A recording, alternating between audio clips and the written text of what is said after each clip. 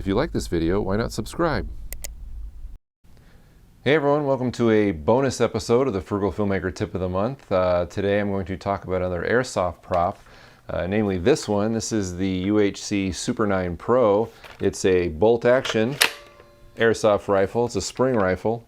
And I'm currently working on a movie called December 1982, and in the script it specifies a bolt-action rifle. And since I'm one of the production designers, I had to find one. So I found this one on Amazon. Since I've done some things with airsoft guns before, that's where I went, and I thought this was a pretty good find. I'll tell you why.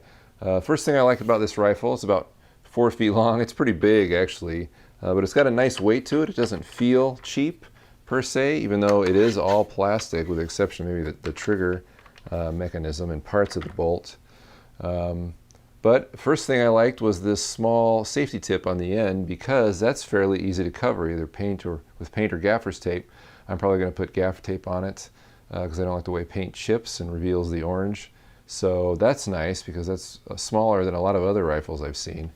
The next thing that was pretty good was this. I mean, if it's a bolt action rifle, you want the bolt action to look right. Now, originally when you first get this, there's a spring housed in here, so you have to pull back with a lot of force to get the mechanism to arm itself.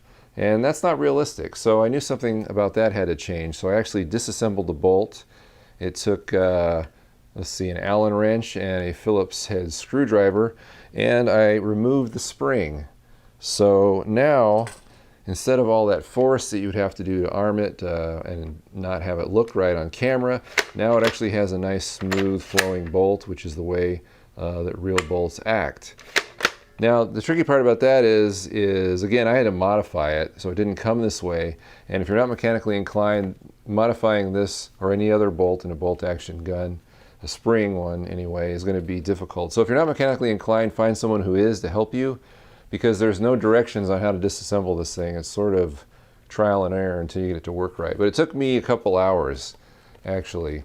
So if there's a lot of demand, I guess I can always make a video about how I did that, but I think most people aren't even going to bother. They'll probably just fake the bolt action, by pulling back as hard as they can, because you won't really care. Maybe you're just going to show just one shot, so it doesn't matter. The disadvantage of doing this modification is that now it doesn't fire anymore, but since we're using this specifically as a movie prop, that really doesn't bother me. Something else I liked about this gun were these sling mounts here. That's kind of cool and authentic, and if you're doing a military movie, you're probably going to put a sling there, which would look good. And the best thing I believe about this rifle are these. These are some plastic shell casings that come with it, and what you're supposed to do is load your BBs in the end of these, but since we're making a movie, I'm not going to do that.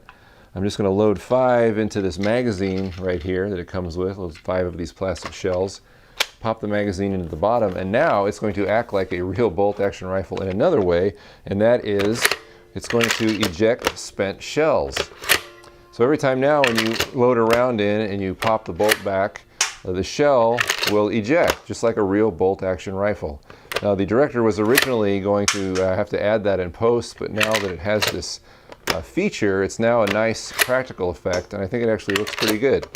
I mean, these things travel so fast and are colored so well that you can't tell that they're plastic or anything else. But I think that was pretty cool. Nice thing they threw in. They didn't have to. There's actually a couple ways you can load BBs into this gun, and that was one. So I was grateful for it. And now when the magazine is empty, you just push down on this release right here and push it out with your fingers, and now you can load 5 more rounds. So that is the UHC Super 9 Pro bolt-action rifle. You can get it on Amazon for $60. I'll give you a link down below on where you can get that. And I recommend it as a movie prop. If you have some mechanical skills, feel free to modify the bolt, take the spring out, because this action is pretty cool and pretty realistic, and it will definitely add that much more realism to your movie. And if you're curious about December 1982 also, I'll give a link below to the Facebook page to which you can find out about that movie. This has been the Frugal Filmmaker Tip of the Month.